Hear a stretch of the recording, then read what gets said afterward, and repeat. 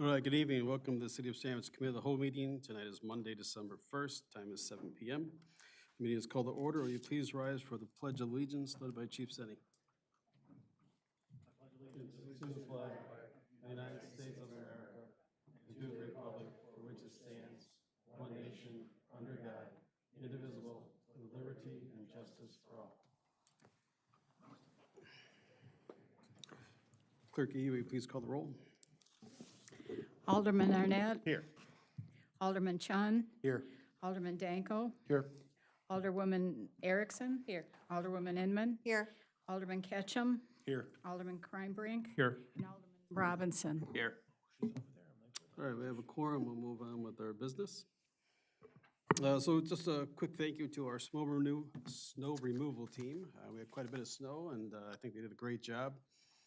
Main Street looked great. It just shows you what a nice paved street looks like when it's cleaned properly. And they were out working, I think, 2 shifts.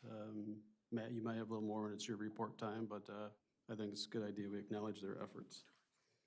All right, just a reminder that on December 6th, coming up this weekend, is the Merry Little Christmas. That is a combination of 3 organizations. So the Park District has a tree lighting at the downtown the gazebo.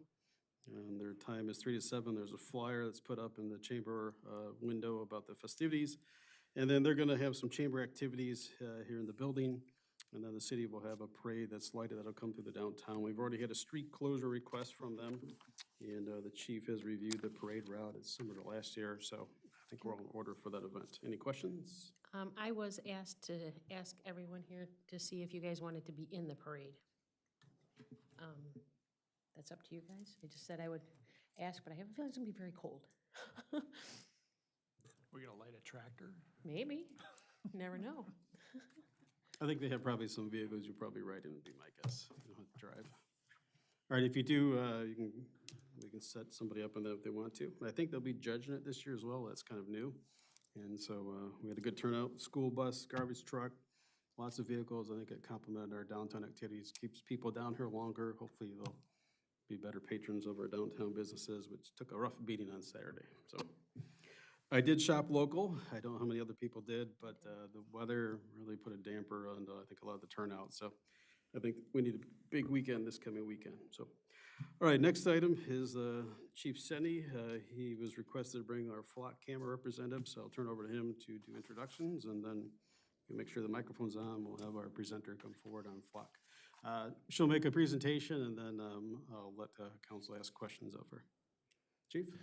So I'm going to just introduce Peyton. I'm not going to mutilate her last name, but she's a representative from Flock, so she'll introduce herself. And she's going to just go over high-level stuff of some information that they were asked. And then they also actually, I believe, correct me if I'm wrong when you're up there, they actually watched part of the council meeting the last time to be able to get some more insight of what you guys had questions on. So she'll be able to follow up on that and answer any questions that you may have on it.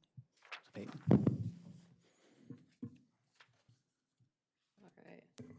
Yeah, thank you. As you said, my name's Peyton Miles with Flock Safety. I work with law enforcement agencies across the state of Illinois.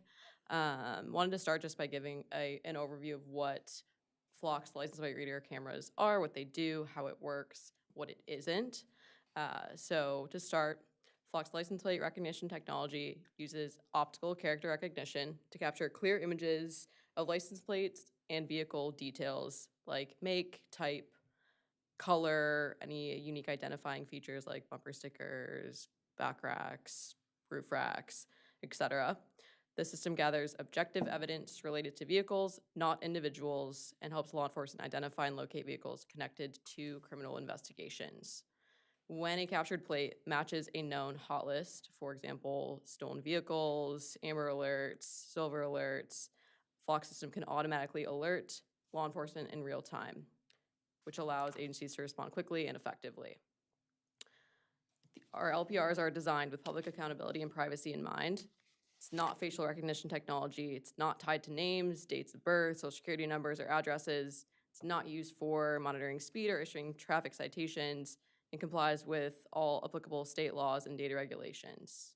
Data is automatically deleted after 30 days by default, unless a longer retention period is required by an agency. our technology provides law enforcement with reliable, time-sensitive evidence to support crime prevention and investigation while prioritizing transparency and privacy protection.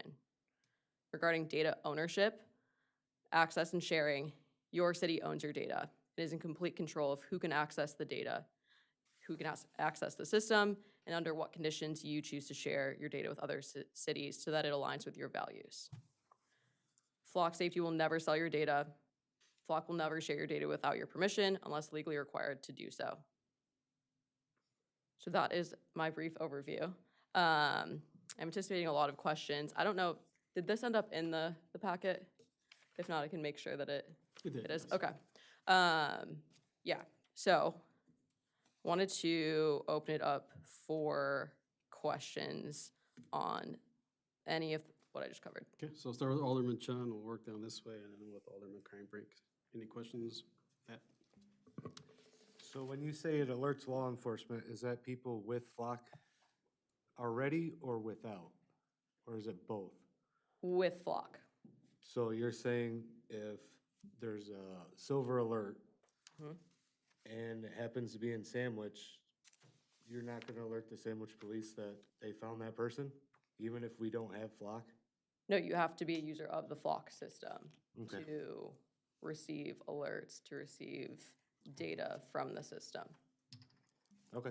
Can I just, if I can breathe your question? So let's do a hypothetical. We have a missing person from Sandwich, and let's say they hit off a camera in Sycamore. Right. If Sycamore's agency, if their members are signed on to Flock at that time, meaning that the officers have to be signed on to Flock at that time, those officers working would receive that alert, and they could potentially go find our missing person. But in order for that information to be in Flock, we'd have to be part of Flock. So we just can't put our information into the system without being part of the system on that missing person's case. Did that help a little or clarify a little? Yeah, I understand. all right. Yeah, got it. That's all I got. Okay, Rich? The first part there that you talked about when a captured plate matches a known hot list, and you talked about stolen vehicles, Amber Alert, you said the Silver Alert. So I'm assuming somehow Flock, you get that information from Leeds and NCIC? Yep. We have integrations with Leeds, NCIC, NCMEC. Okay, so we have a murder in Sandwich and we have a suspect vehicle.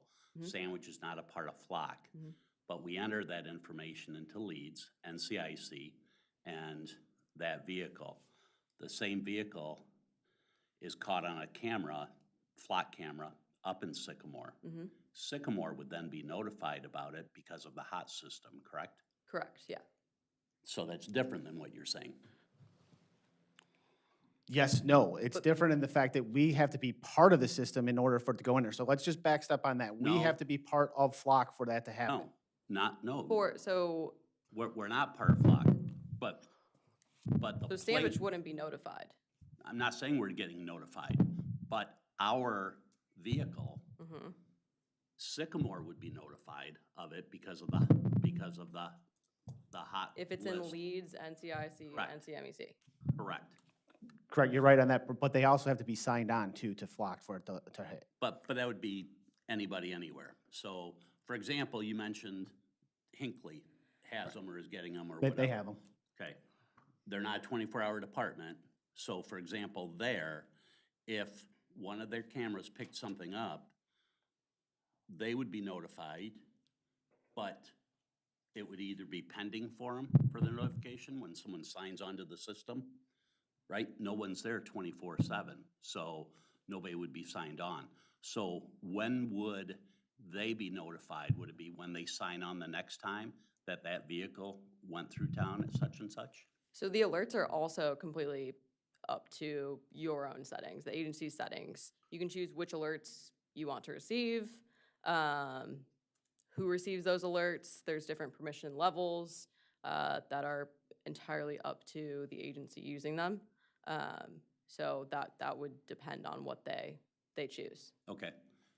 So, and again, I just want to be clear. So the hot list, basically anything that would be Leeds, NCIS, just to go real basic there. So you got the state computer and you got the federal and national.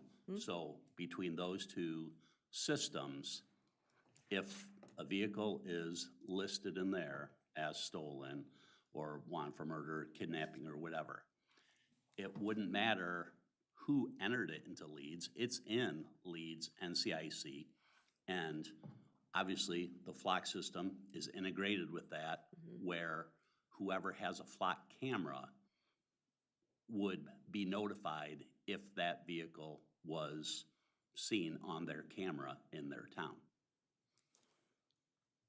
Yes, if they're integrated with Leeds, NCIC, and CMEC. If, If those reported crimes are a part of those databases. right, And those agencies choose to receive those alerts, then they would receive those alerts. okay, If something happened in Sandwich, without the license plate readers, you wouldn't know if it was a vehicle coming in, vehicle Correct. exiting. It might pick up on one of the cameras. We have over 4,500 across the state of Illinois, 450 plus agencies using our LPR cameras. If it picks up on one of those, then they could be notified, yeah. do you have any information as far as how many times the flock camera has picked up on stolen vehicles, that kind of stuff, where they were entered by, they're in Leeds, but where the offense occurred, didn't have a flock system or anything like that? Do you guys have any kind of stats on something like that? I could look into that. I don't have it. I'm right just now. curious, Yeah, you know, what it I've would never, be. yeah, I've never, I Because don't think I've all- ever heard that question. all I've seen so far is just where it's flock on flock as far as being reported, you know, that, you know, they're able to make an arrest through flock because, you know. the Because they run a informa- search The in information was the there, et cetera. platform, Yeah, yep, and the network of cameras, yeah, correct. correct. So yeah. obviously, if somebody was searching for something else, but it wasn't on the hot list, meaning it wasn't in Leeds or NCIC, then, you know, it was just some other type search they were doing. So, you know, which they wouldn't be something maybe that you would put in the Fox, but you're just checking your local system for it, for trying to figure out where the vehicle was last seen or where it was last went from or whatever. Yeah. So that was the first part of it. And then also the second part there where you said the city owns your data and is in complete control of who can access your system or under what conditions you will share your data with other cities. So it's up to the city completely to share. So, so if there was another, well, it wouldn't matter because if it was a serious crime, it's gonna be already entered, the plate would be into Leeds or NCIC. So anybody with a flock system, it's gonna hit on there. If the vehicle went through, it would hit on there, so. But you might, yeah, but you might not know where it's been picked up. You The wouldn't. agency here, Sandwich You PD, wouldn't, wouldn't. correct, but as long as somebody's making an arrest, somebody's making a stop, it wouldn't necessarily matter. I'm just trying to figure out, weigh the benefits. I mean, I see it being a great benefit as an investigative tool. Yeah. But I'm also looking at, you know, do we have a lot of whatever coming through Sandwich? I see us helping a lot of other agencies by, you know, possibly locating things that have happened at other locations. But we would still have the benefit of more and more places getting flock cameras because our criminals, if we have the plate information entered into the computer, would already be on the hot list. So it would automatically come up for those other agencies, regardless of if we're part of the flock system. We just wouldn't be notified. Yeah, with Be- Leeds, NCIC, yeah. There's also custom hot lists, so those you can choose to share, not share, and that might be, you know, for reasons that aren't Right. linked to Leeds, In NCIC. investigative purposes, there's Yeah. not a reason to, you can't put it in Leeds or anything like that, but there's local things that they could do. I don't know if they do it anymore, but, you know that the guy's a suspended or revoked driver or whatever, and always drives this vehicle. You could list that on the plate, you know, through the computer system anybody else run that plate, they're gonna come up with that officer's note on it, and an officer from another agency, through alerts or whatever system it is that they're using, it would be there. Yep. So it's, I mean, it's a great investigative tool, so, thank you. Thank you, Rich. Janelle? So the only way that we can have access to the flock system is by having flock. There's no other way you can have access to it? So there are thresholds. You don't have to have flock cameras to have access to the network, but there is a cost associated. The threshold is 4 cameras, the equivalent of 4 LPR cameras, which is $12,000. So in theory, an agency could pay $12,000 a year, not have any LPR cameras of their own, but it's the same cost to have 4 cameras tracking vehicles entering, leaving your jurisdiction. And then, how often does the flock cameras help solve like amber alerts, silver alerts? What's your, Have to check the exact numbers. Last time I heard it was over 1,500 missing people were helped with locating via flock. Okay. That's it. Thank you very much. Yeah. Adam? So one of the biggest problems I have with Flock is checks and balances. When you go to Evanston and Evanston decided to cancel, Yep. and you have an employee that instantly shuts the system down when contractual talk isn't even finished. We're talking about people's personal information here. We're not talking about cable TV. So it's a company that I would have thought, before reading all this, would have had things covered in the front, covered in the back, and stuff like this. Yeah. After reading this, it doesn't make me feel warm and cozy like that. If you can have an entire system just shut down like that, it warm and fuzzy gone. So Yeah. I just wanted to let you know that. Yeah. I think in the case of Evanston, it was in response to a statement put out by the Secretary of State in which no action has been taken on their end. But Evanston heard that and decided to cancel the contract. There was definitely some miscommunication between city and Flock, in which was resolved. So while their cameras were turned off, we then remediated it, came to an agreement and went from there. But yeah. Right, but in that, my problem is, if you're having this type of problem with communication and shutting communities off, I worry about other communication with, well, we're not giving anything out to anybody. Well, that person didn't know it and accidentally did. Is, if we're gonna put something in this town and we're asking all of our residents to trust in us, we have to trust in a company to where I have to read everything, and I know their employees are given everything right up front. Hey, you know what? This isn't cable TV. Don't just shut it off until you talk to somebody. Let's get down to it. And you're not giving out people's information. I didn't know that. That's why I'm telling you right now, before I read all this today, I was After reading all this today,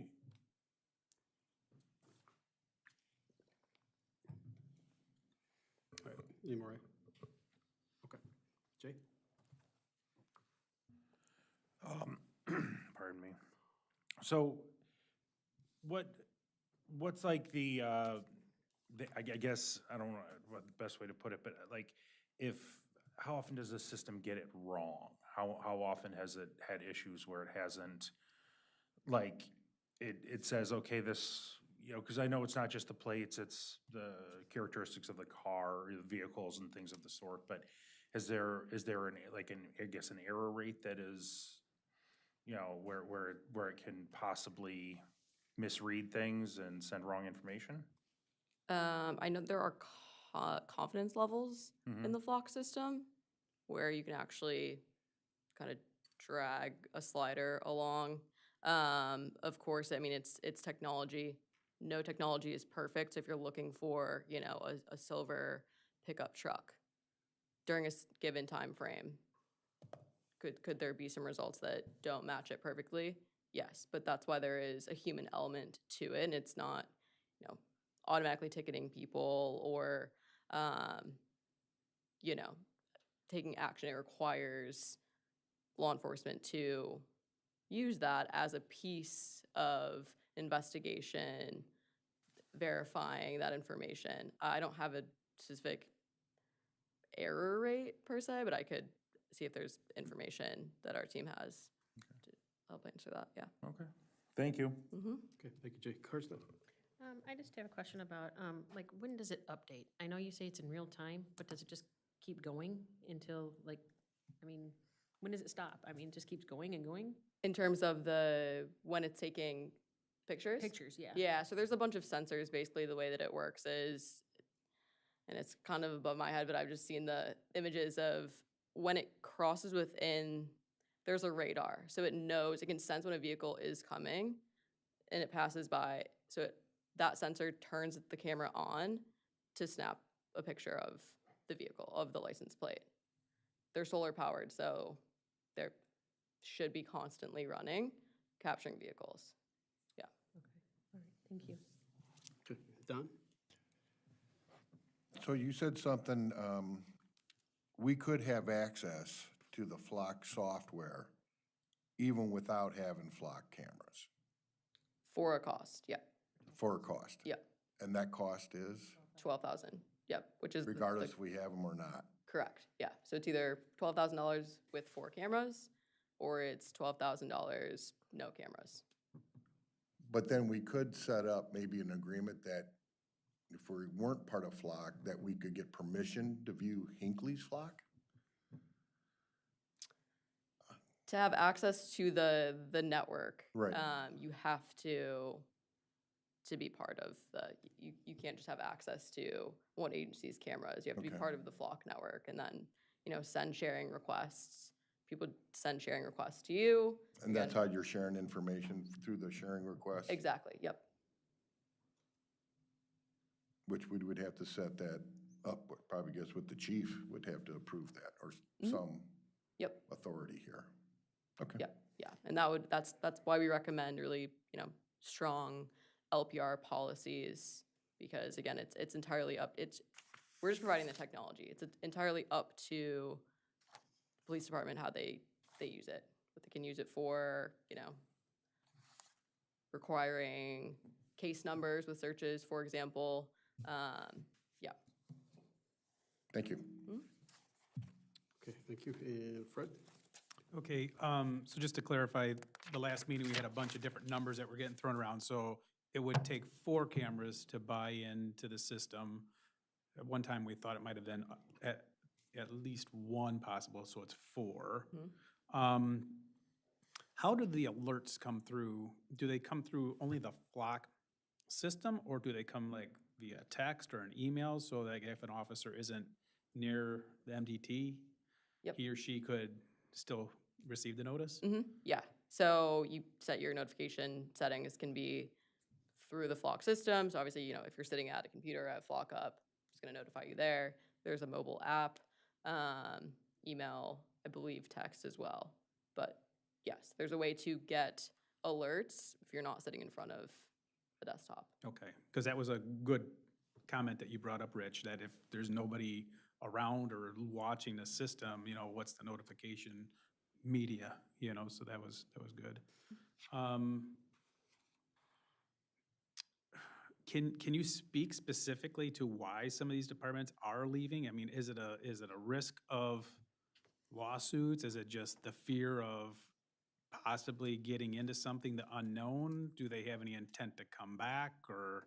So, I mean, I think it really varies case by case basis. The percentage of agencies that have moved away from Flock is very low. But I mean, some of the reasons that we've seen is in Evanston's case, concerns from the community or residents in response to the statement put out by the Secretary of State.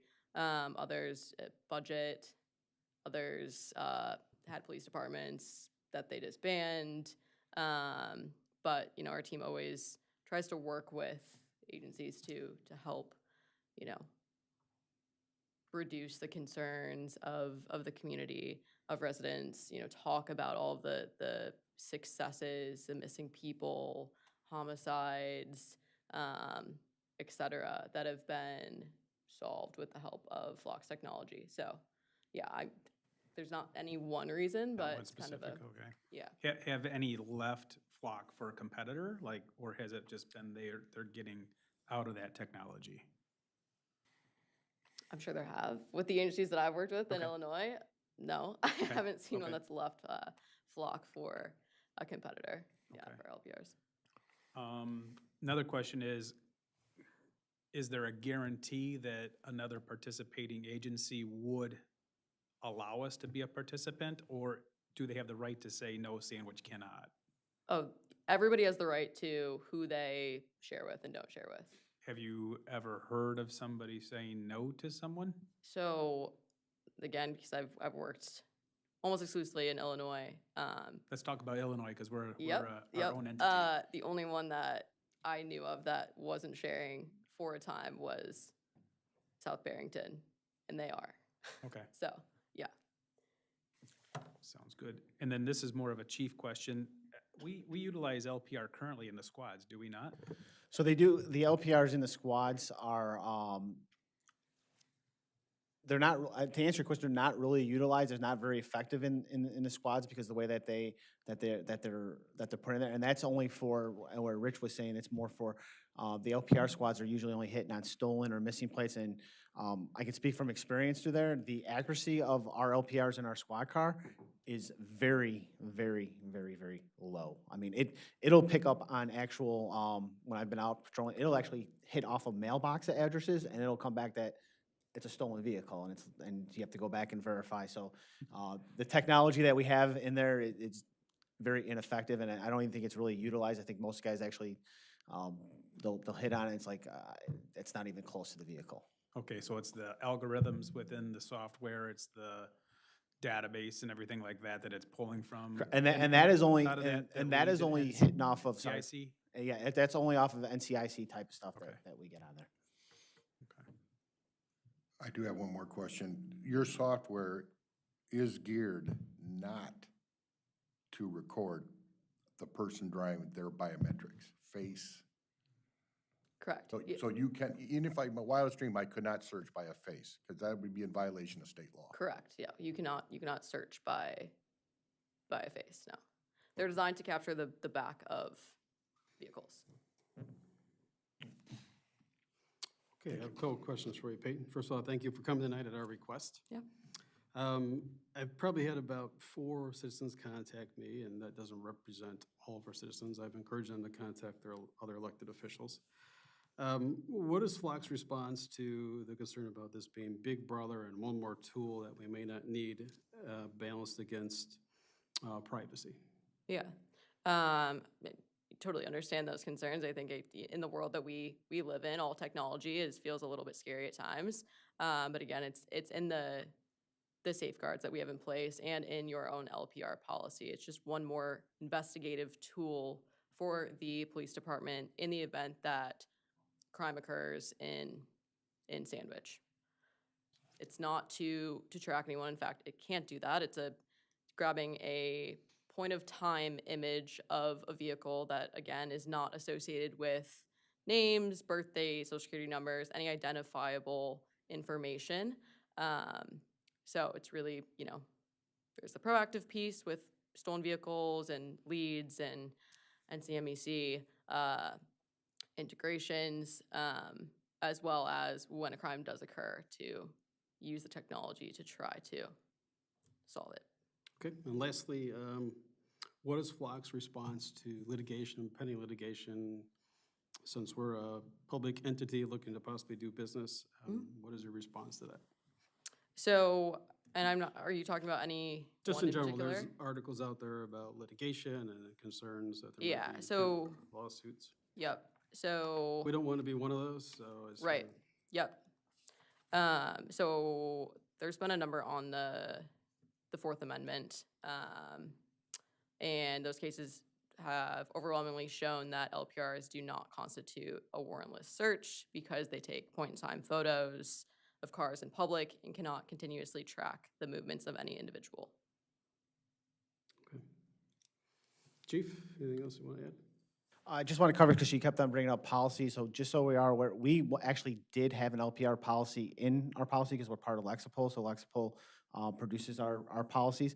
We actually, since we didn't have that, we had taken it out, but it's just a matter of putting it back in, and we have the policy in place for LPRs, which would be the best practices in our profession that they monitor, in accordance also to our state law. So for policy issue questions, it's just a matter of us putting that back in and the officers then having to acknowledge that policy. That would actually become our 171st policy. Okay, thank you for coming tonight. Thanks, everyone. Council, just remember, if this comes up for vote and that's your desire at our regular meeting following this, you would have to either accept the 8 flock cameras at $24,000 or amend it to an amount times 6,000. Okay, and that had to be part of your motion. Okay, that concludes 10A. We're now going to move on to 10B. 10B is our ongoing discussion about ordinance 2025-15 as regarding amending Chapter 86 of the Utilities of the City Municipal Code. And that is basically our process of taking utility billing procedures out of the tenant or renter's name and moving it into the name of the owner. So any discussion on item B? Well, I know at our last council, Fred had asked of the 80, how many were renters that were, I don't know if you've gotten that information. No, I didn't get any Mayor? numbers on that.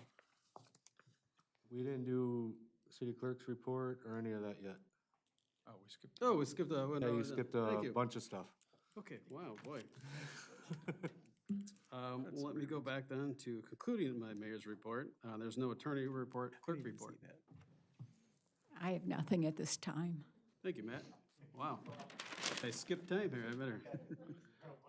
I don't think I fell asleep. Jeff, do you have a city's administrator's report? Sure, I got a few things. Thursday, I'll be attending the Watershed Stewardship for Leaders program in DeKalb in cooperation with the Stormwater Management Group for DeKalb County. Don, hoping you can go as well. You're signed up. So we are in touch with another structural engineer to take a look at the water treatment plant and look at next steps. We are also hoping that that's a good step in the right direction, hopefully with our application for the state's revolving loan fund to hopefully get some funding for that project. Got 3 PTAB hearings coming up for commercial properties that are asking to reduce their property taxes by more than $100,000. 12/10, I've got 2 of them, and then another one on the 16th. So we were in contact with the contractor for the gutters on the Opera House today. We're hoping to get indoor work started on the 16th, or that week of the 16th, so we're working on that. December 9th, there'll be a plan commission meeting, so there'll be a number of items for them to take a look at. Kurt and I have talked, and we are awaiting just one more signature on the professional services agreement for the well 2 to reroute that plumbing to the raw water line at the water treatment plant. So the engineering is underway there. I'm probably stealing Kurt's thunder, but he'll forgive me, I hope. Also, just for everybody's information, next meeting on the 15th, our auditors will be here to present the audit. So that's all I've got for now. Thanks. Okay, questions for Jeff? I'm going to come back on my Mountain Dew here. I don't want me to drink it. I have a question for Jeff. It'll be for Jeff and Kurt. I don't know who wants to answer it. Go ahead, It's Adam. in regards to the well 2 reroute. So when I asked Steve at last meeting, there was a question at the very end that we didn't vote on. It was 24,000 some change. And Cassandra had made mention to you that it was beneath the $25,000 threshold, that you could just pass it on your own. But when I brought it up to Steve Dennison, a portion of that should have been part of the 308. And Steve admitted to us that yes, it should have been part of the 308. Why it was not moved forward to the front of the line instead of charging us twice for it is beyond me. I just want to know if we've gotten a cost that we're going to be refunded on that. Well, I had a conversation with Steve this afternoon, and the items that would be part of the contract will be done in the bigger contract, that $308,000, and that would be the time and material items that would be typically as part of that. Then anything that is outside of that that we're doing because we're pushing it to the front would be part of the contract that, that I'm working on with Kurt. So that's where we're at on that one. So Adam, the survey line item that's in that contract, for the $15,000 contract, that survey line item, which was like 3,400 or something like that, that is gonna be part of the bigger contract. It will not be part of the smaller one. The So survey what is part of totally the taken smaller out. one wasn't going to be designed in the 308? No, the stuff in the 308 is not part of the water main reroute. It is completely different. So in the 308, we were never going to reroute the water main out of that building? No. In tearing the building down, we were gonna leave the water main in it? You can tear the building down and leave the water main the way it is right now. Because There's right now no it goes to the building. coke trays, right? Yeah, And with the it building actually not being goes there, it into was the still gonna water go there? treatment plant. It would have had to been rerouted at some Yes, it point. would have had been rerouted, which means it should have been part of the 308. What we're designing though is different from what Correct. was proposed to be done with the tear down though. I The guess I'm survey confused is- on the that survey- because, The survey is definitely something that would be double counted, so that's definitely I'm not. totally confused on that because right now, well two goes into the coke trays and then out to the system. So in tearing the building down, it can't be like that. So when we sit and say we're redesigning it different than what we thought we were gonna redesign it, it was always gonna have to be rerouted because the building would have been gone and the equipment couldn't have been there to begin with. Am I wrong? I'd have to look further into it to see exactly what the proposal was for the demo portion of the building design, to see if there's things that are different. And I think Steve said that they were going to evaluate that, and I'm on board with you, Adam, is because that was a wellhead that was gonna be just basically a pump and taking it to the waterworks to then be processed. Well, So right that now, was- well one comes out and it goes right to, it's well two that goes into the building Yeah, and is correct. processed Right, in the right. building. So when we're sitting saying, well, no, we never planned on redesigning that, it's the only well that is processed in the building. How was it not being redesigned as part of the 308? Yeah. That's what's got me floored here. And Adam, it may be that it's a different process of rerouting because we're having to work around the buildings versus having to tear it all down and then being able to reroute it. I don't know, but I did have the conversation with Kurt, or with Steve today that, you know, whatever we can put towards that 308, we're going to. It's just doing it out of order is going to cost us a little bit of money. Okay. Okay, other questions for Jeff?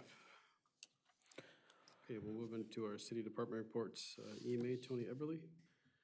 Even though winters firmly come to our front door, there is an outdoor warning siren test tomorrow at 10 o'clock, just for everyone's awareness. That's all I have. Okay, thank you. Chief City? Just going to go over the events that we attended. We concluded doing all the Alice drills with the schools over the last 2 weeks. We went to chair volleyball twice at the Fox Valley Community Service Center there. Attended the lunch and learn session. We also were at the Rural Health Days at Valley West. We had a table there. And then last Wednesday, we served, well, actually, the police benevolent provided meals, and we served meals at the Fox Valley Community Service Center for Thanksgiving for them. Just a little update on the social worker. She currently, as of Thursday, I guess not currently, as of last Thursday, she was following up on 31 cases for the city. I'm sure that number has increased the last couple days, just reading our pass-ons. Meeting with the police commission on the 10th of December to discuss our testing process that we're hopefully going to begin in January of 2026. Just looking forward to 2026 too. The department is going to start doing quarterly training. Next year, we'll be doing it once each quarter. We'll be doing some shooting, defensive tactics, felony traffic stops, just kind of keeping up on some of our mandates, but also doing additional training so we'll make sure our officers are well-trained. And then next year too, we are going to be conducting officer wellness checks. That's just for us to make, visiting a psychologist. It's actually part of the Safety Act that was passed. We'll be doing that next year too. Just a little squad car update. I spoke with our representative today. The parts are scheduled to be delivered on December the 15th. And then Federal Signal will then begin the production of putting in the parts of the squad cars. The squad cars are already up there waiting for the parts to come in. He anticipates the completion of that to be January, February-ish. Hopefully they'll be sooner. And then I had spoke about the LiDAR. We actually did receive our LiDAR. That's the other form for speeding purposes. We received that last week, and we received that through the traffic grant that we're a part of. Just some recognition. I'd like to recognize Officer Hagelin and Officer Beatty for following up on a missing juvenile that happened the night before. Sergeant Meisner and Officer Dwyer had initially handled that case. They followed up on that case and were able to successfully locate the juvenile. On that too, like to thank the community for their help on that too, because we actually did a Facebook post and received a lot of information on that in particular case, which led to us being able to locate the individual for that. Also want to thank Larry at Star 34 for providing Thanksgiving meals to the officers who worked on that particular day. He actually came in and provided every officer that was working a meal that day, so I appreciate that. Community events, just a reminder, the Christmas event is scheduled for the 16th of December from 5:30 to 7:30. We have posted that. There is a barcode on there for people to reserve. Again, if they don't reserve, we'll still kind of on there. Just kind of gives us a better idea of what to expect that night. Again, we have our community dashboard and the police webpage. Lots of great information on there. And then, as I always close, I want to express my thanks to all the officers for the dedication and the work that they do day in and day out. Okay, thank you, Chief. Any questions for Chief Seddy? All right, Kurt Detman, Engineering. All right, so Main Street, all open. Street lights restoration, and then there's a small paving section between Center and the railroad that needs to be done in the spring. Street lights could happen as early as February, depending on when the poles come in. The bases are all in, so it's just the street lights themselves to be installed. Pratt Road Bridge, deconstruction, the contractor, HLR is coordinating with them. They could start as early as January. That's right around the corner. So we'll see when that happens. I think the weather could play a part, but the bridge work can be done in the winter, so definitely could start sometime in January. As far as the SRF project plan items that we already submitted last year and did not get any funding for, we have some meetings set up with IEPA, the various members of IEPA loan, so that we can talk with them to see how we can get our scores increased to help with our submittal that we're going to be doing here coming up in the spring for the new grant funding that's coming up in 2026. So we'll see how we can get things better to improve that. And that's all I have. Okay, questions for Kurt?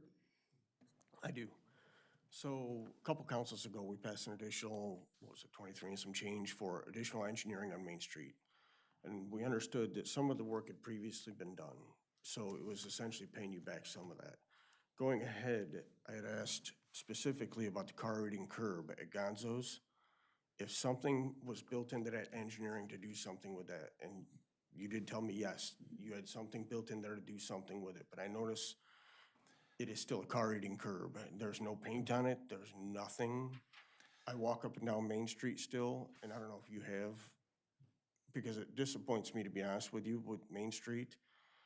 With the kind of money we've spent on that road, and to walk up and down the sidewalks and still have trip hazards, and I'm not talking quarter-inch trip hazards, I'm talking larger trip hazards. There's been a lot of money spent for a single trip hazard to be left, I think is pretty bad. And obviously, you weren't the engineer of record on it, HLR is, but. So you talk about the 9-inch curb, the 9-inch curb at Gonzo's, that there's a small section that's taller than 9-inch, right? Well, open to suggestions of what we want to do. Unfortunately, they cannot change the design to get it approved by IDOT. So if putting in parallel stalls, which is an option to do there, it would have to be done after the job is closed. Right, but I'm also talking about, there's a massive fall hazard. I mean, right now, it's slipperier than heck outside. We don't have we don't have a railing up there. We don't have paint on a curb to tell people there's a height difference, and we're talking 10.5 inches. Again, all these things would have to be done after the contract is closed because it's not part of the contract. You can't deviate from the plan. That's the problem. What I'm we- asking is EEI, for the cost that we said for additional engineering, proposed anything to date on these items? We have given some options to Nick with street department, and we have talked about bollards, we have talked about paint, we have talked about parallel stalls, we have talked about railings, and so far that it's not been received, that they want to do those things. So for So public safety, as of right now, we want to do nothing? that's not what I'm saying. I'm saying we have offered options, and right now, there's nothing that's been decided Okay. that they want. I think the question is, Kurt, who hasn't come up with an agreement? Is it our own internal staff, or is it Renwick, Lenzini? Well, HLR can't change the plans, right? They can't modify Right. what's there. But you talked about They had the railings, they had paint, well, yeah. bollards. Who has that been conveyed to? with Nick, Okay, so it's our internal Correct. staff that said correct. we're not wanting to proceed with that? Is that because we haven't closed the job out, or is it because of some other aligning circumstance?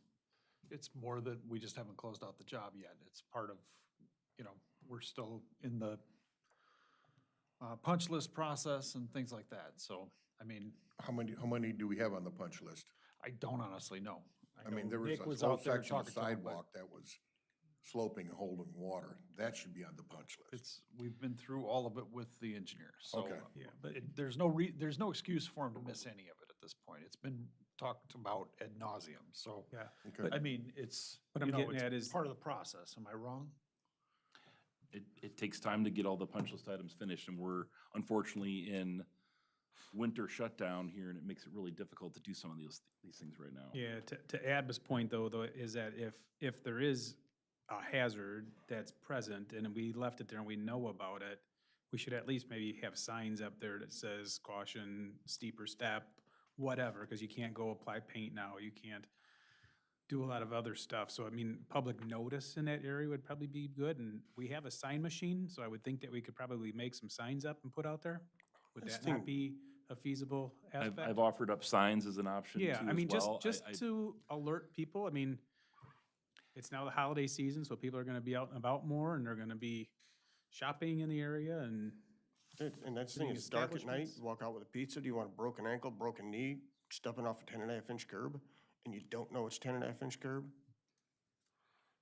I mean, there's something we have to be able to do as a community, because it's been discussed. I have offered that as another suggestion too, is to put up warning signs of the higher than normal curb, because it is supposed to be a 9-inch curb. That's the design that was accepted, and that's what was accepted as far as where it was located. It's not right off of the edge of the building. It is like 10 feet away. Right, and So, you and I found with a tape measure it's higher than 9. yeah, well, that one small section, Yes. yes. Okay, so Matt, do you want to talk with Nick tomorrow, or you want me to, or just see where we're at? I can talk with Nick, but that was gonna be part of my report, is the sign machine just literally got fixed, so we are able to do signs now. good. So Let's chat. if that's something that we can do as a quick fix, just to make people aware, then I say just do it. Well, So I can talk to Nick about that. I think it's unfair to paint that Nick is not doing something about this. I think that the bottom line is that this is among all of the things that we're trying to work on as we're closing this out. I mean, I drove the car that I drive up there, and I put it right up on that curb, and I've only got a little bit of space, but it passes. It didn't eat the car I drive. So, I mean, it's not like we were ignoring it, Adam. We're looking at it. We're trying to get these things under control. And I think to throw Nick under the bus here after everything else that we've done Well, over first the and last several foremost- months, I don't think that's appropriate. First and foremost, don't even put me like the memo as I'm saying I'm No, throwing I'm someone just under a saying that, bus. Kurt has offered these suggestions, but it's not that it's falling on deaf ears. And that's the point that I'm trying to say. No, is and- that and- we're working through these things, and everybody seems to want to make it out like we're purposely not doing what I something. We're asked- not being willfully and wantonly negligent. We're paying attention to what's happening here. That curb is sitting there. We had a council meeting, we passed money. I asked with the EI, is something going to be in with that money to do with that curb? At no point am I throwing Nick under the bus. At no point in this Well, conversation no, I'm just did I saying throw from what Nick under Kurt the said, it bus. sounded like he said it to Nick multiple times and nothing's happened, and I don't believe that that's accurate. No, and that's not what I'm saying. It's part of the discussion. It's, I mean, it's options that sometimes were it given. would be great if everything that came up in this meeting, we could get done immediately, but we just can't. Let's just leave it there and move on. We'll find out from Nick and see what the response is. Yeah, and Mayor, I just want to state, my statement was directly to find out if it was an HLR issue or if it was our issue or whatever. It was, Being that we're done with the street project early, I do think it's good we have HLR come back and talk to us about the project. We've done it with other projects, certainly done with EI with some of our pavement management projects. So Jeff, will you reach out to Don and see if they can come to a meeting, either next meeting or one of the first ones we have in January, so. Okay, any other reports then? I believe that's it. Okay, so back to 10A, I already made a statement about that. 10B, Can I have a question though, for Chief. I was just waiting for Sure. Flock to leave because it didn't involve them. For the Flock cameras, I know there were some questions. There was an article put out on Facebook about us doing the Flock cameras, and a lot of comments on those was funding. You know, we don't have the money for this, we should do sidewalks instead, you know. Can you let us know how those are gonna be paid for, and that money can't be used for sidewalks because that's a different fund, but, So, you know. yeah, yes, and that was discussed, I believe I brought that up in our initial conversation with them. So the funding would come from our drug abuse fund, or what's also known as a drug asset forfeiture fund. There's currently well over $60,000 in that fund, which allows us to use it for police-related matters, equipment. So the funding would not be coming out of the city's general fund, it would be coming out of money that we receive from fines due to our DUI enforcement, due to drug arrests, money that is awarded back to the police department through that. When we talk about the funding, again, I think we're still a little undecided on what the number may be, but if we went with 4 cameras, that's $12,000 a year. With the drug asset forfeiture funds, that would give us the potential for 3 years for that, at least being funded, but we can always talk about that funding during budget season if we need to, but there is money there in that fund to fund this project. and again, I'd say treat this and the social worker as a pilot program. We'll evaluate them, we'll see if it meets our purposes, fits our needs, it's beneficial. And then we can always come back and figure out where we pay for that if it moves forward to another year. Are we still talking about Flock? I would like to see, you mentioned the policy and procedure, I'd like to see that in writing. What our LPR Flock procedure would be, as far as access levels, authority. Yeah, I can bring, I mean, there's example policies that I actually already have, and again, that policy pre-existed prior to me even getting here. It was there. It was one that we just removed because we didn't have that system at that time. But our policies are all accessible on our website, so anybody can see any of our policies. They're all. So we have there's a policy right now? So if we went to the system, yes, there would be a policy. Okay, that's something I would like to see. Okay. Any other questions or clarifications? All right, we already discussed 10A. I mentioned 10B is simply you deciding if the billing procedures come from the tenant or renter to the owner's name. Any discussion or comments on item B? I just asked if Fred had received the information regarding the 80 shutoffs, and if they were resident-owned tenant, if they were. We weren't able to get numbers. I was on vacation last week, and we now have someone out the rest of the week for medical. For the first time, I'd like to add that in 28 years, the bills are going out late. We need help. so we still don't have any numbers though as to what the frequency of this is. No. Okay.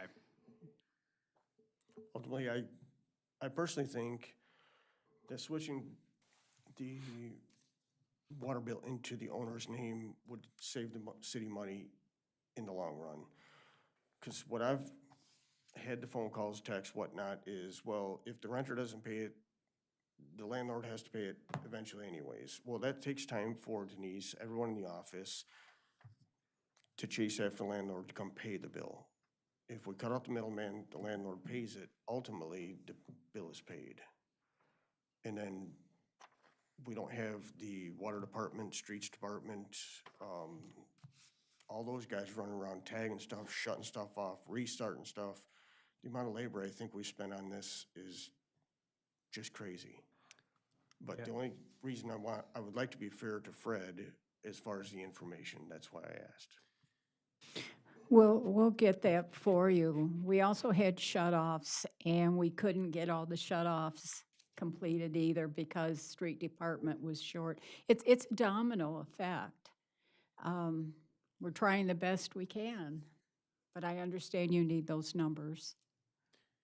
And I believe our CMAP report said there was 720 rental properties in the community out of 2,700 homes. So that helps you with the approximation of what we have for rental units.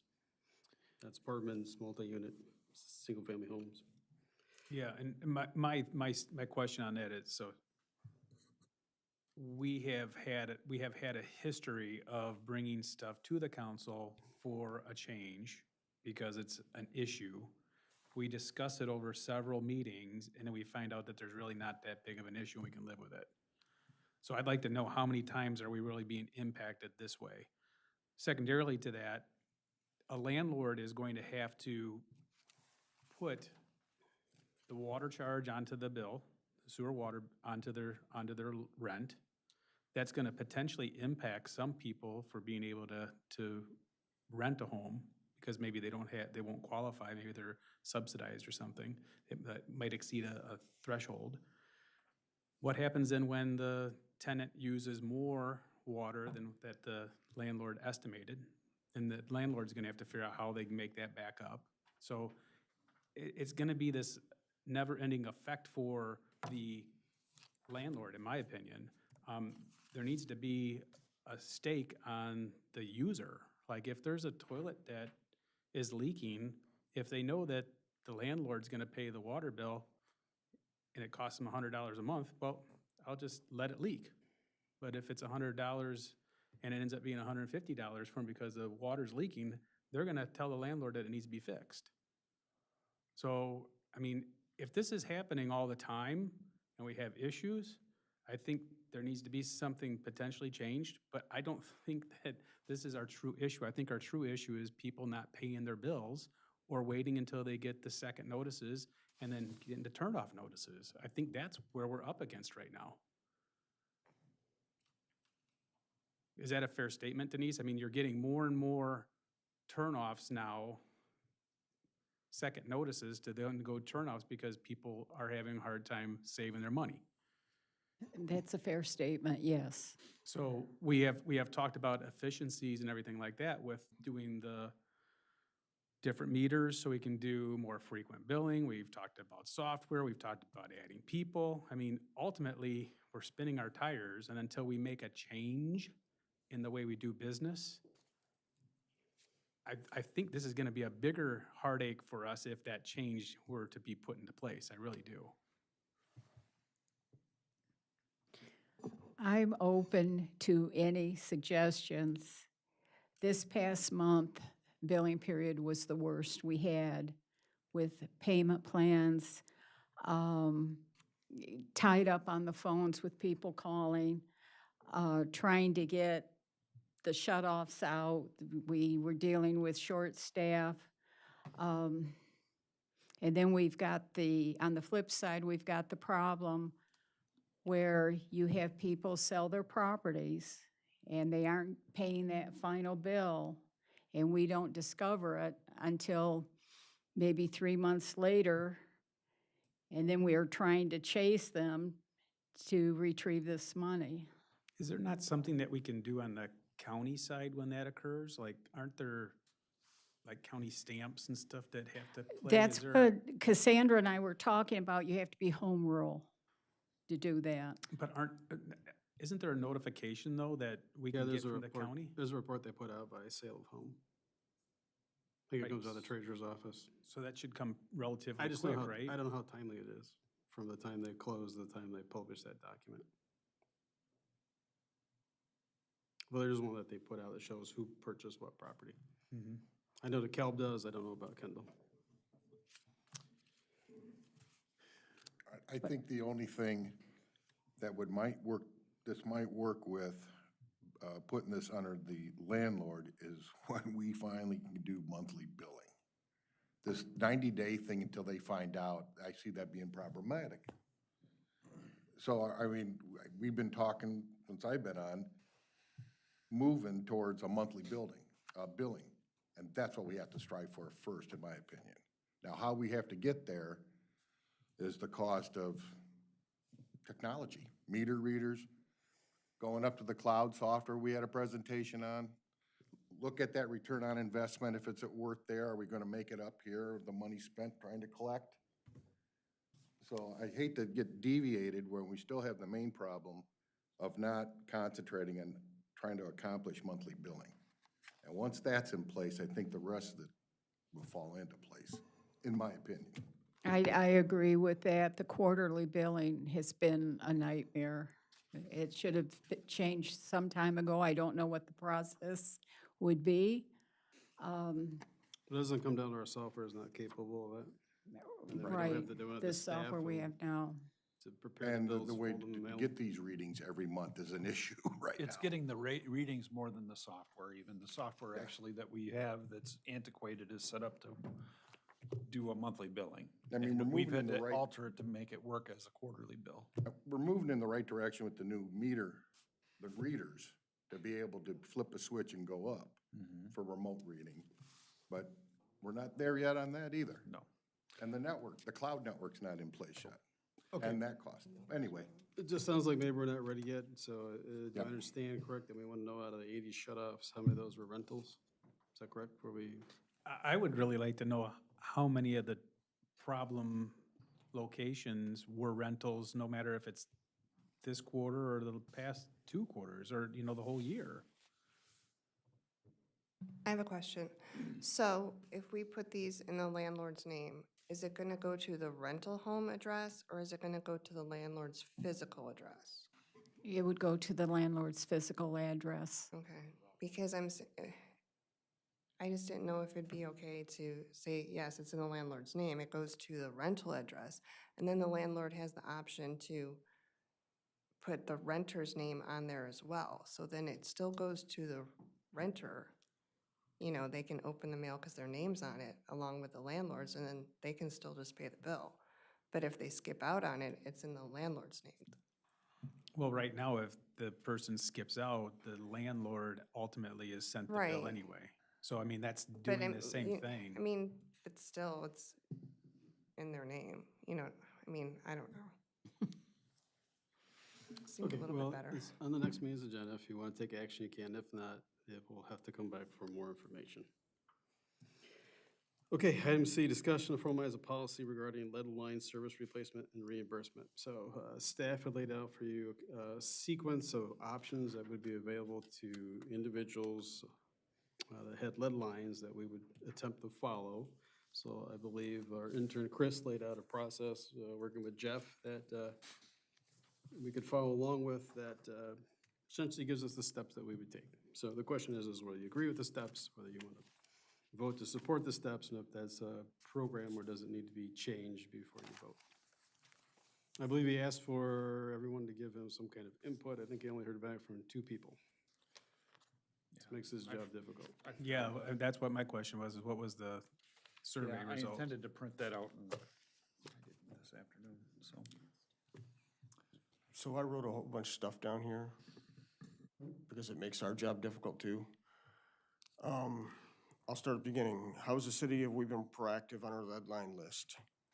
We've had several years to come up with this list. At city council, we've been getting numbers, 6 on Main Street, 70 the total of the entire city. We now have found that the numbers on Main Street are 6 times that. Is it 6 times the entire city?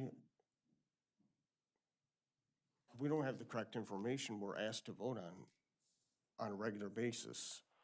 To date, EEI has been paid $44,730 for lead service line plans, updates, and fees.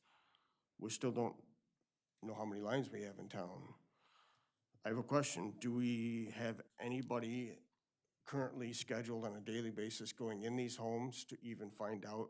And I know it wouldn't be you, EEI, but as a city employee, do we have someone on staff going in these homes? Because as a city council, if we're off 6 times on just Main Street, you're talking about 2,700 water bills. We're talking about one street, 6 times. You could be 3.5 million to 6 million. We could be 400 to 600 lead lines. Yet we're asked to vote on spending this money. At each city council, I asked for the budget committee to get together and come back with us something as a proposal financially. But until we find out how many lead lines we actually have, how do you know what you're gonna spend? How can we even be asked to vote on something But you already when we voted don't on have what the this, information? you already voted on. My what vote to was spend. no. I don't care what your vote was. I The know bottom you- line is you you never already will. voted. It's whether or not how you recoup the 50%. I'm trying to point out as a city council, We'll never probably know how many lead lines there are because we did the survey, but as you know with Main Street, the survey is only so good until we open the road. but the survey, we're asking Or B-box. homeowners, I went to Alderman Johnson's house because they received the survey. Neither her or her husband knew how to tell what that line is, and we're asking homeowners to go down and look at the line in their basement. We could have somebody that works at a water factory, mattress factory, or this or that, and ask them, hey, can you go downstairs and tell me if that's lead, copper, or galvanized? So A lot of the people aren't going to know that. original notice asked them to try to self-identify, didn't, and they couldn't do it, they were to contact the city. Now, you're asking, do we have people? We just talked about how we don't have people for a lot of things. I don't know how we'd have people to work on a daily basis, go out and check people's lead lines. I made a point at last city council to say our water department's only had 2 people in it for a very long time. We definitely need somebody else. We need somebody on city staff that's actually able to go in these homes and identify these lines. DeKalb got $3.2 million for their But lead we're line not DeKalb. replacement. DeKalb has a different demographic. Well, DeKalb was also shovel-ready too. Maybe. We've had a very long time to get this list together. And we don't have the list. No, I think we worked on the list. The list just may not be as valid as we think it is because of either misreporting, unknowns, changes in the reporting process, or the fact we just don't know. We may not till we disturb a street or a B-box or change a line. Mr. Mayor, may I? Yeah. One, just 2 comments. The first one on what you just said. Part of that, as far as the misnumber originally and things like that, part of that came from our longtime water and superintendent who had reported on this, who should have known. So to comment that, you know, for people to contact us to check it or whatever,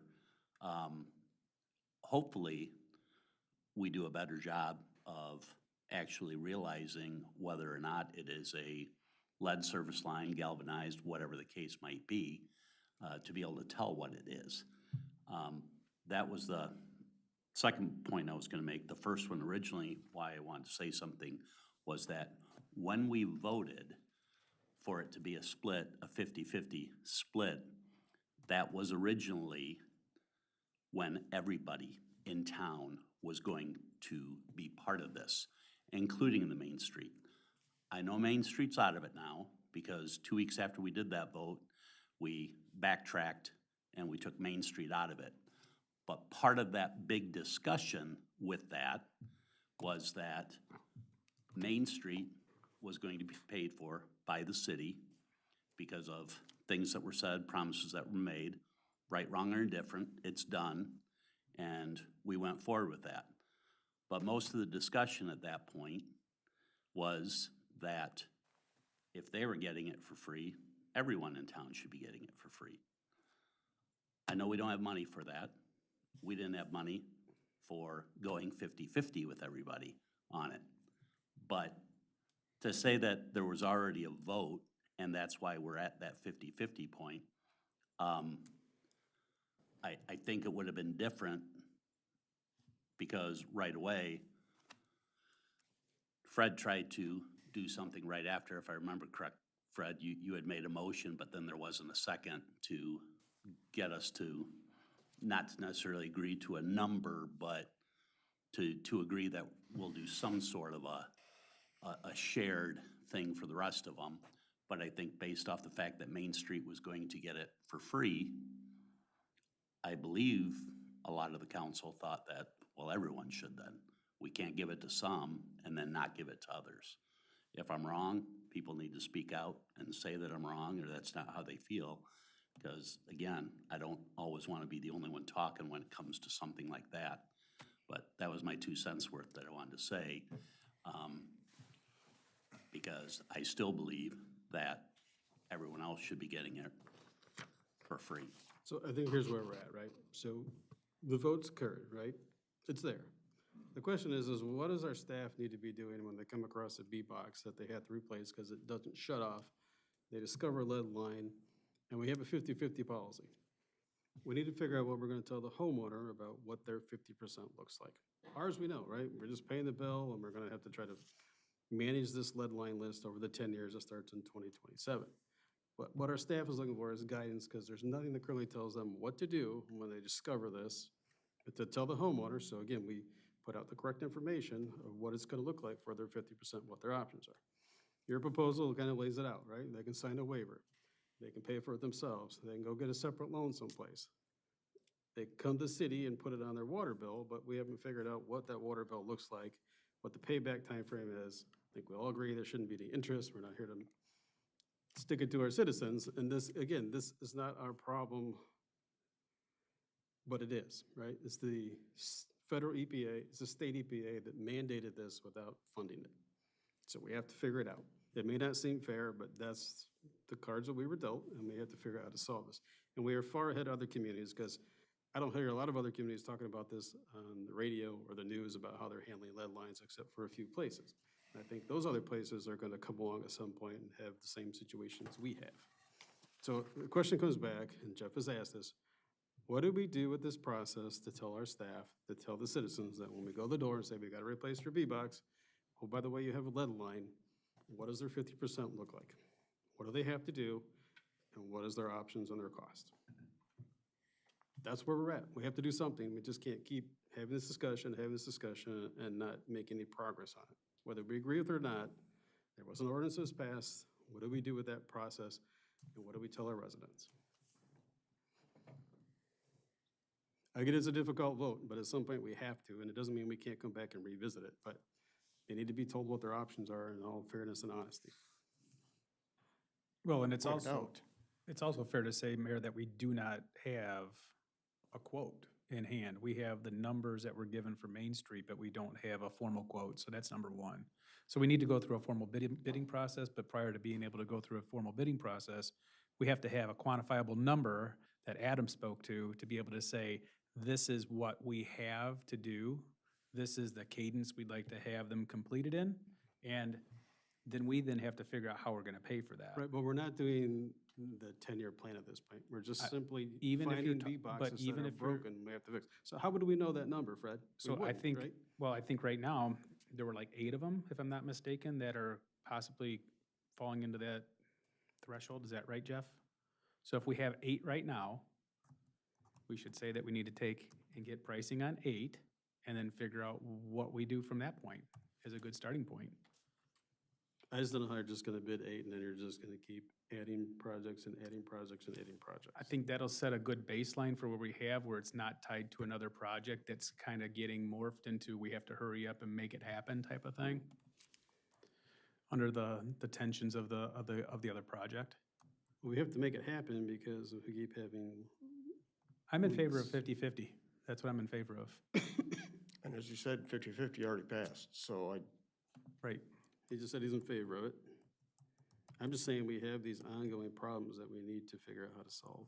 But the thing is if you're putting together a proposal here, and it has numerical figures in here of 5150 as the 50% share, what happens then when the new bids come in and it's 6212? yeah, because yearly prices go up, labor, prices go up, materials. We may have to rebid it.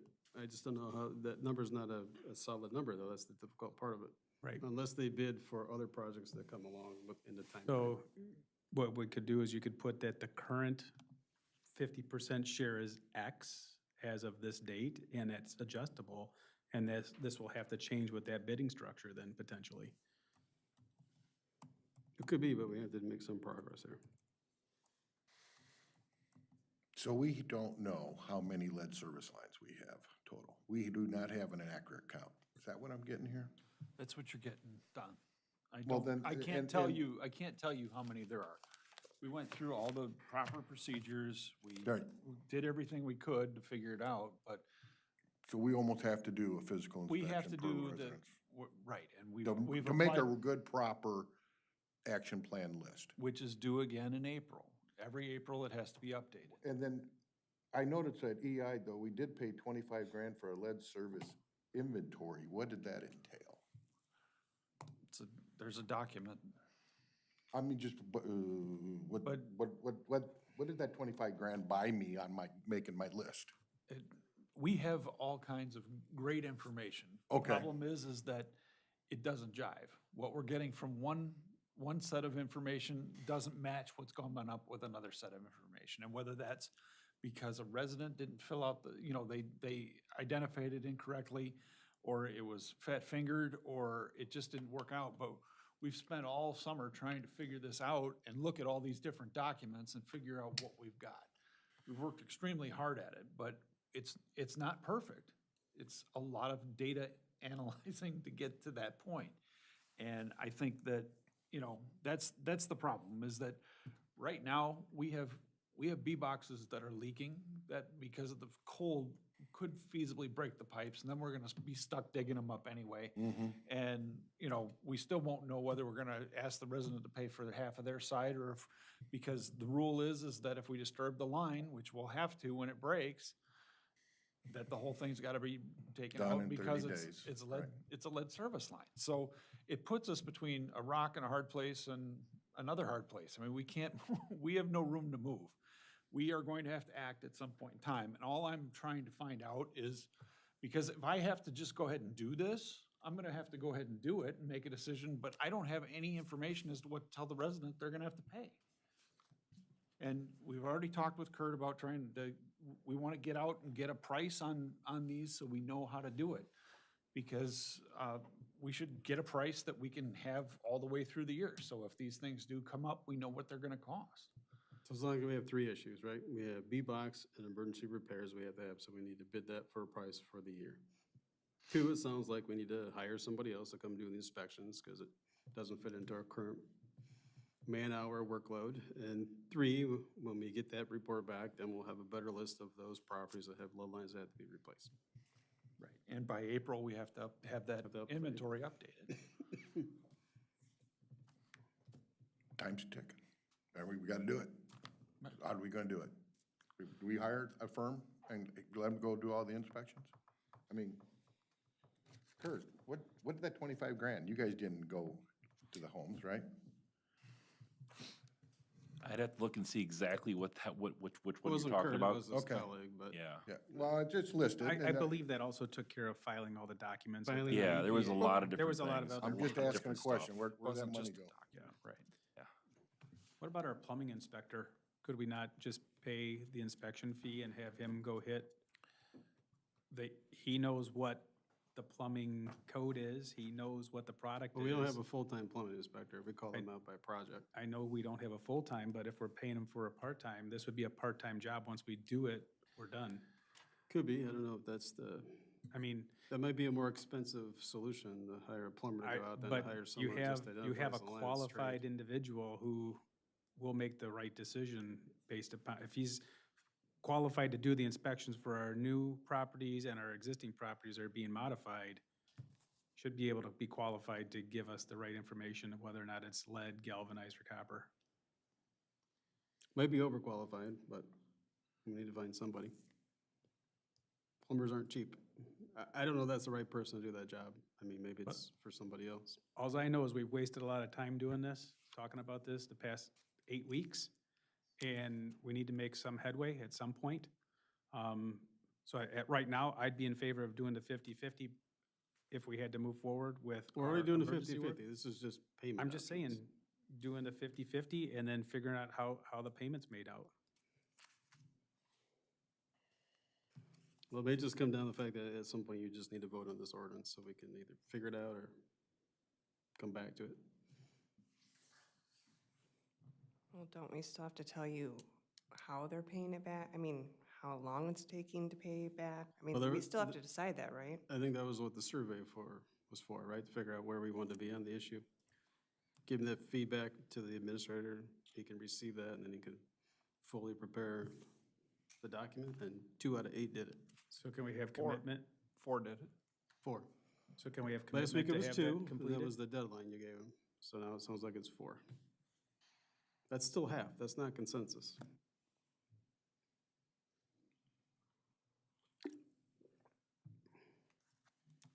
Okay, can the other 4 finish the survey? I mean, obviously you probably know who you are. If you didn't do it, then you're one of the 4.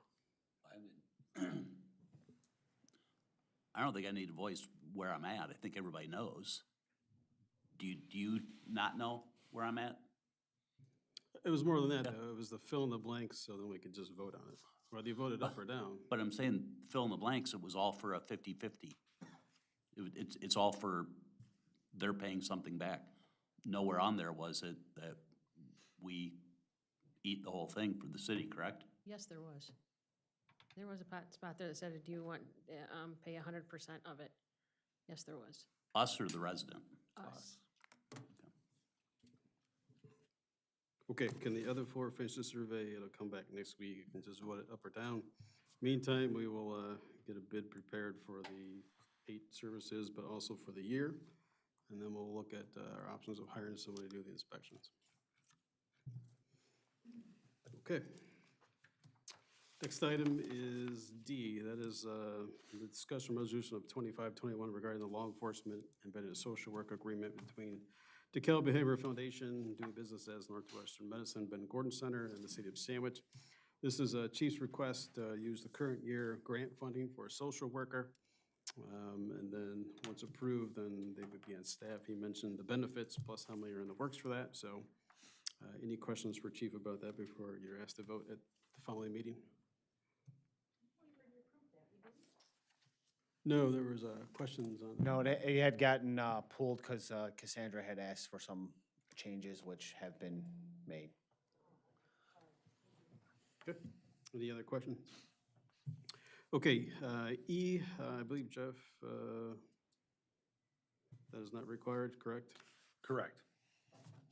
And just to bring everybody up to speed, we voted on that back, it's Last month, been several months ago now, but yeah, October, right? there was just a question as to, at the time we passed it, if all the attachments had been attached to the ordinance. And we wanted to make sure that you guys had everything, so that was really all. So I misunderstood. Cassandra has an ordinance in there, or excuse me, a memo that it kind of explains where we're at with it. But she also sent me something this afternoon that says we don't need to vote on it. So it sounds like we're in good shape. Okay, next item is 11A. This is discussion about the possible renewal with IMIC, that is our insurance cooperative. For premiums for next year, our amount is $418,149, which includes a 9.97 increase over the last year. We should have seen something that kind of broke down where the premiums increase occurred. A lot of times you see that in workers' comp insurance, and you see some other places.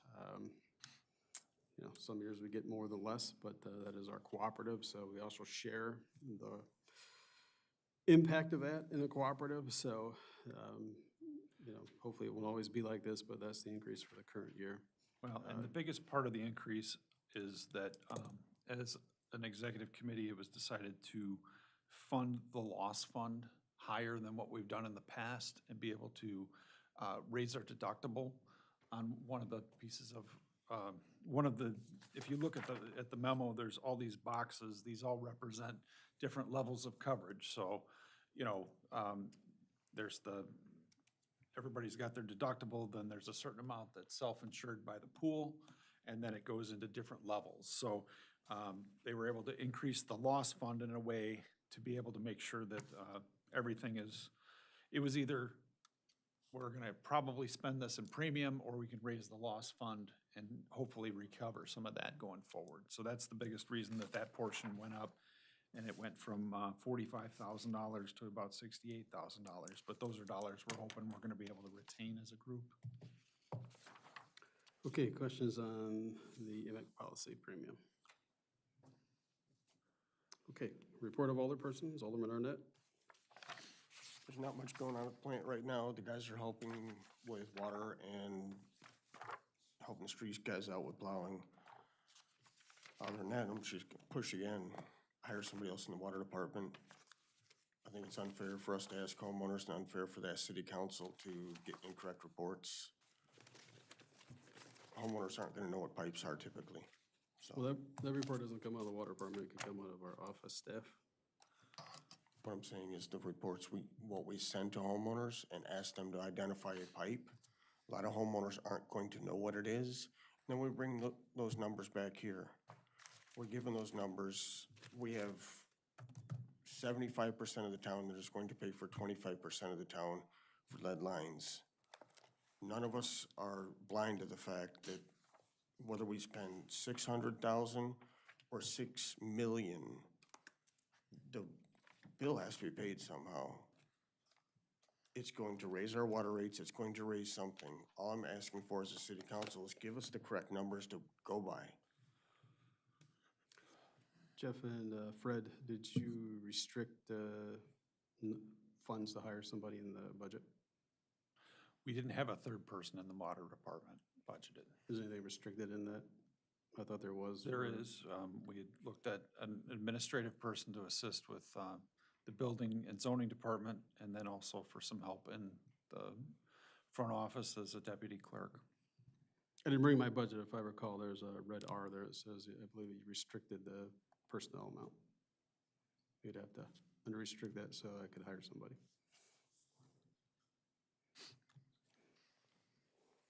Okay, anything else, Adam? Thank you. Alderman Chun? Well, we all know the guys are out plowing. I don't know if anyone's had any complaints in the wards yet or not. It seems like they're doing well with it. They're out tonight already. The leaf vac, we all know it's broke. It was supposed to go out today to get fixed. Of course, the guys have been busy with the plowing and everything and getting ready for tonight for plowing. So they're gonna try to get it up there tomorrow. And like I said earlier, the sign machine is fixed and we can start making signs again. That's all I got. Okay, thank you. Alderman Danko? Yeah, what's our update on the water and superintendent hire? Where are we at with that? We've got somebody starting the 16th Of December. So we cleared Yep. background check? Yes, we did. Good. Yep. That's all I have. Okay, Alderwoman Erickson? Alderwoman Inman? Nothing tonight, thank you. Alderman Ketchum? Nothing tonight, thank you. Alderman Kreinbrink? Got a couple things. One is, after the last meeting, Jeff Hyatt came in and was a little upset at some of the statements that were stated. I just want to go on public record that none of the comments in how the waterworks building was supported was in direct correlation to anything that he performed in that building. What he actually did is he saved that building from coming down. Subsequently, since he had been in there the last time, somebody else had been in there and found other things that were emergent in nature, in their opinion, and others supported that. So that's where that came from. So Jeff saved that building from coming down, and I appreciate that. So I just wanted to make sure that was clear. Secondarily, the gift cards, we've talked about this a couple times. In the packet, there's information from the labor attorneys and so forth, speaking that, you know, gift cards are typically not the best way to do it, and if they are, they need to be handled appropriately with taxes being withheld. So just wanted to bring that up. If that's the course of action we want to take, we just have to make sure that we're following the proper means and methods with reporting the taxes as a taxable income. So do we want to get gift cards again? I mean, okay, gift cards? Yes. And where's it going to come from? Same dollar amount? Yeah, same dollar amount, $50 for full-time and the 25 for the part-time. I mean, it's the same as it's always been. Okay. You'll just have to amend item 15D or state that in your motion. Well, I was No, just at the next answering a meeting, I'm question just on saying, that. it's just a also generic done statement on for D. EMA. Okay, anything else, Fred? We do have a budget committee meeting Wednesday here at 5 PM, and we'll talk about a couple of those things that we talked about. We were just trying to bring in Wes as well from Lauterbach and Ammon, just so that we have the 360 picture between Angie, Lauterbach, and Jeff, so that everybody's accounted for in that picture in case there's any questions. So everybody's welcome to come. But of course, the committee members, we'd love to see you here. So appreciate it. Okay, and that agenda did get posted, so that's out there for the public to see that agenda. Okay, Alderman Robinson. Nothing tonight, thank you. Okay, I think all of our announcements are on the next meeting, correct, Jeff? Yes. All right, public comment. Anyone wish to make public comment, there's a form you can fill out. Please state your name just so we know who you are, and you have up to 5 minutes to make your comment. Can The you, clerk uses that. can you put it fill in that the out minutes. afterwards, Mayor? As long as he Speed fills it it up? out. It Yeah. goes to the clerk just so she has a record of who spoke before us.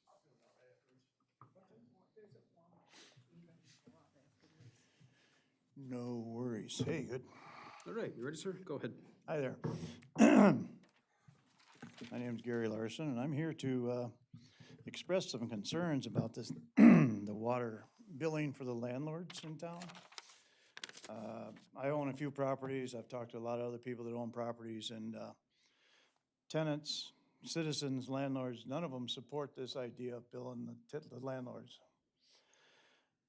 First of all, it's unfair to the tenants. I have a fourplex up there, it has 4 water meters in it. Now, are they gonna send me 4 bills for those 4 tenants every month or every 3 months? And if they do, then I pay them, but you want us to roll it into the rent, but if I have 4 tenants up there and 3 of them are using $25 a month and the other guy's using $150, the 4 of them are gonna pay for that. So it's a cost savings for the tenants, it's really gonna go away. Any landlord that has to do this and has to roll it into the rent is going to increase the bill that they're charged by a certain percentage to cover all of their additional paperwork and the additional troublesome they might have from tenants who are not willing to conserve water if the landlord's paying for it. Hey, we got free water in Sandwich, you know, it's in the rent, let it run. But the rent prices in this town now are extreme, you know, rent is high everywhere. So we're gonna ask someone to come in and pay, let's see, first month, last month, security deposit, $4,000 to $6,000. You know, when you do this, rent, $1,300, $1,500 on a rent, 3 times. But now you wanna throw another, however much extra you have to throw in there to cover the cost of the water. And the tenants cannot control that cost because it's gonna be rolled into the rent. They pay their bills. Obviously, I always pay when there's a delinquent account when they move out. I also get a notice when they, if they're late on their payments, and I can jiggle their chain to pay it. But at this time, I don't see where we're going with this or what the return is. What are we looking for? Less paperwork, let's go automation, you know? They say that way. I mean, yes, automation is good. There's no reason to, I cannot see the idea to what they're gonna get in return for this. They're gonna get less billing for her, or less paperwork, I'm sorry. They're gonna have less problems with billing, they think, but in reality, I don't think they will. And I think I heard Fred here say, what do we got, 700 rental properties in town here, roughly? I'm not sure, but if there's 3,000 homes in here, what if we bring in another 1,000 homes on top of that? What are we gonna do then? If we can't send the bills out now, when another subdivision comes in, then what are we gonna do? I mean, you know, how are you gonna send the bills out again, right? We were in trouble. So I don't have much else to say except everywhere I talk, or anyone I talk to in town, thinks this is an absolute ludicrous proposal. They absolutely do. It's just think it's a terrible waste of money. And if you guys can show us some other way, that's fine, but rather than just throw it to the landlord and, you know, the expenses are gonna, it's just gonna be crazy. That paperwork that I'm gonna have to do, but I don't know what else to say, I guess. I do believe that it's nice that the tenants can control their own water bill. Tenants are hard for money, you know? You're asking people that are struggling to rent an apartment to pay more. And it's just not right. You know, and we all know if you get a bad tenant, they'll turn the water on and leave it on for a month. What the hell do they care, right? Turn the sink on, leave a toilet run, whatever. That's all.